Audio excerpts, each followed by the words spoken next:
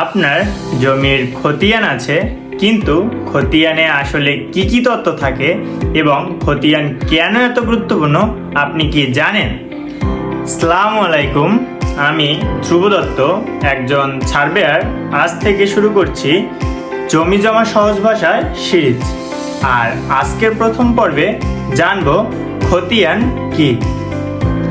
সহজ ভাষায় বললে খতিয়ান হলো ভূমি জরিপের মাধ্যমে প্রস্তুত করা এমন একটি রেকর্ড যেখানে কোনো নির্দিষ্ট জমির দাগ, জমির পরিমাণ, জমির শ্রেণী এবং সংশ্লিষ্ট সত্ত্ব বা মালিকানা সংক্রান্ত তথ্য লিপিবদ্ধ থাকে।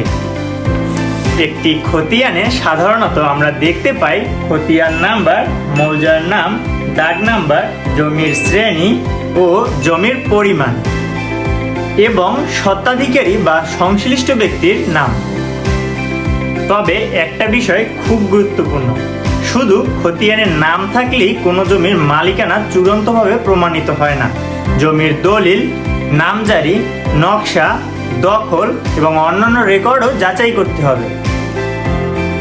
আরেকটি বিষয় মনে রাখবেন, সিএস, এসএ, আরএস, বিআরএস বা বিডিএস প্রতিটি খতিয়ান একই ধরনের নয়। এগুলো বিভিন্ন জরিপের রেকর্ড, তাই আপনার জমির খতিয়ান কোন জরিপের সেটাও জানা গুরুত্বপূর্ণ। আজকের পর্বে এতটুকুই। পরের পর্বে জানবো দাগ নম্বর কি এবং একটি দাগ নম্বর দিয়ে কিভাবে জমি শনাক্ত করা হয়। জমি জমা ও সার্ভে সম্পর্কে সহজ তথ্য পেতে ফলো করে সঙ্গে থাকুন।